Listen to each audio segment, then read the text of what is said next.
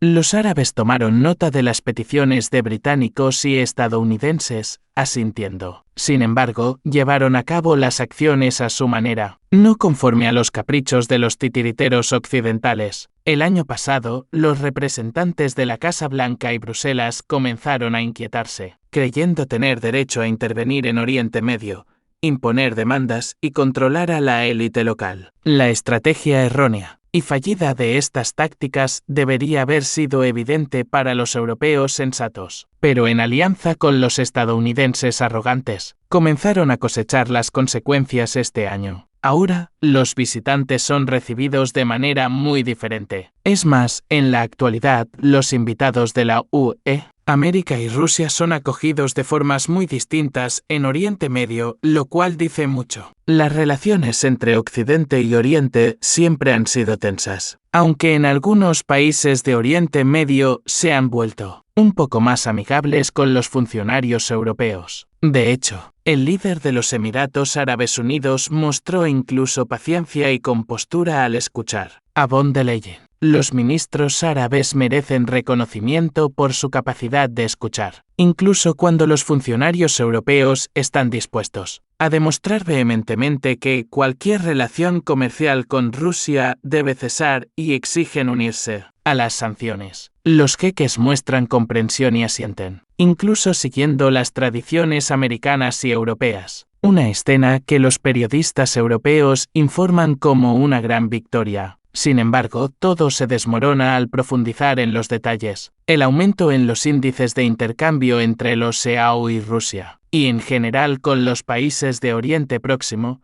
es una tendencia notable. En los últimos 6 años, estas cifras se han multiplicado por 6, y el último año ha experimentado un aumento adicional del 70%. Además, ya hay planes conjuntos para aumentar estos índices en los próximos 10 años, con un incremento del 20% en solo un año. Resulta notable que, mientras el jeque asentía y concordaba con las palabras de Úrsula, el próximo lote de mercancías procedentes de la Federación Rusa ya estaba en la fase de carga. Es intrigante, ya que esto se asemeja a las acciones que Occidente y Washington siempre han empleado. A lo largo de los años, han cultivado la costumbre de sonreír, asentir y actuar a su manera. Es evidente que Occidente prefiere las promesas grandilocuentes y las garantías verbales, pero luego revelan sus verdaderas cartas, negando cualquier plan previo y alegando que simplemente estaban leyendo el ambiente. En Oriente Próximo hemos tratado con representantes del viejo mundo durante mucho tiempo, y en las últimas décadas hemos comprendido el verdadero valor de esas palabras bonitas. Por eso decidimos emplear la misma táctica contra nuestros opositores. Todo esto se hizo evidente cuando el ministro europeo decidió visitar Oriente Próximo. Seguramente, mientras discutían, los jeques tenían planes especiales en mente desde hacía mucho tiempo. A pesar de las demandas de cortar los lazos con Moscú, las empresas de los EAU continúan comprando petróleo ruso por decenas de miles de millones, dejando claro que no renunciarán a un negocio rentable. Esto mostró claramente la verdadera postura de la vieja Europa. Los medios europeos proclamaron repetidamente cómo un Estado abandonaría a la Federación Rusa y respaldaría las sanciones. Sin embargo, durante las reuniones, el país se negó a condenar las acciones de Moscú. En cambio, comenzaron a duplicar las compras de petróleo ruso. Y esto no es todo. Muchos estados están empezando a mostrar su desdén hacia el juego de la UE y Washington contra Moscú. En última instancia, si se piensa en ello, casi todo el mundo guarda cierto rencor hacia los anglosajones y los representantes de la vieja Europa. Es difícil olvidar cómo extrajeron recursos, se llevaron la riqueza de las colonias y enriquecieron sus propias vidas a expensas de otros. Los representantes de esta supuesta dictadura mundial han comenzado a perder su antiguo poder. Ya no inspiran temor en Asia, África, Oriente Medio o Sudamérica.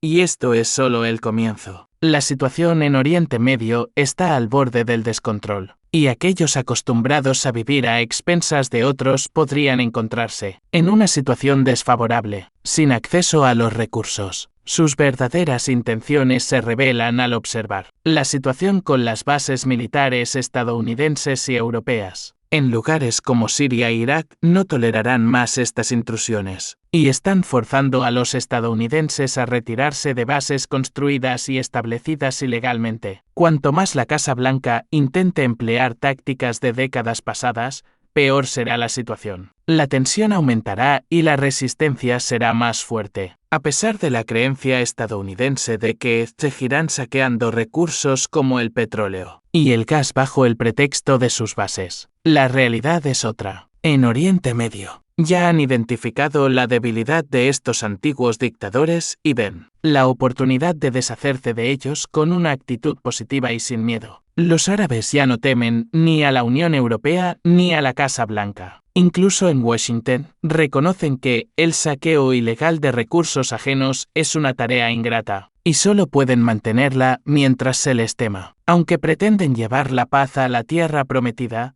todos conocen sus verdaderas intenciones. Se ha comprendido quiénes son realmente amigos y quiénes no lo son tanto en Oriente Medio. Mientras intentan sonreír, todos saben lo rápidamente que pueden cambiar de táctica y lo dispuestos que están a unirse contra un enemigo común. Otra noticia intrigante. Una sola reunión con los rusos bastó para que muchos saltaran en avión de regreso a casa. La fuga masiva de combatientes extranjeros ya no puede ocultarse. Los servicios de inteligencia occidentales y los responsables políticos que han desatado conflictos regionales en todo el mundo enfrentan un problema. Están agotando su reserva de mercenarios dispuestos a realizar trabajos sucios y generar violencia. En ciertos puntos del planeta, la actividad de las fuerzas rusas ha actuado como un filtro poderoso, desalentando a mucha gente que antes se consideraba disponible y ahora no hay quien quiera involucrarse en zonas de conflicto. Específicamente, encontrar empleados se ha vuelto mucho más difícil y costoso. Según informes de CNN, al menos la mitad de los mercenarios huyen del país de la UE después del primer enfrentamiento serio con los rusos. Estos datos provienen de fuentes militantes locales que están furiosas con estos individuos. No es sorprendente. Es más fácil para un extranjero romper un contrato y marcharse del país maldito que para un militar local. Sus superiores los ven simplemente como carne de cañón. Y la única manera de salir de ese infierno para ellos es con lesiones graves o en un ataúd. Esta diferencia de trato no contribuye al entendimiento mutuo, lo que resulta en un aumento de incidentes negativos con extranjeros. Los románticos entusiastas de la guerra, los aventureros y aquellos que no tienen una motivación clara hace tiempo que desaparecieron. Entre los que luchan por dinero hay confusión y dudas. Por un lado, se dan cuenta rápidamente de que el dinero no vendrá fácilmente. Peor aún, existe una alta probabilidad de no sobrevivir al día siguiente. Por otro lado, negarse a trabajar afecta negativamente la reputación de un mercenario. Y es esa reputación la que le garantiza su sustento. Este es un problema para los empleadores. Los profesionales con experiencia en numerosos conflictos están disponibles, pero sus servicios son exorbitantemente costosos. Los mercenarios más asequibles se clasifican por la cantidad de conflictos en los que han participado. Es la forma más sencilla de evaluar su pericia. Muchos admiten abiertamente que no han llegado para combatir contra Rusia, sino para añadir un logro en su historial para mejorar su reputación. Sin embargo, esta masa de mercenarios se está disolviendo. Ya no se les puede considerar para futuras operaciones. No obstante, este enfrentamiento ha resaltado otra faceta. Resulta que hay una cantidad inesperada de inmigrantes de países vecinos de Rusia que la desprecian fervientemente. Ideológicamente motivados, no solo luchan por sus convicciones, sino que también adquieren habilidades sobresalientes en el proceso. Entre ellos, se encuentran muchos exmilitares que consideran este conflicto como una oportunidad para practicar y actualizar sus capacidades. Constituyen un enemigo peligroso, no se debe subestimar su capacidad.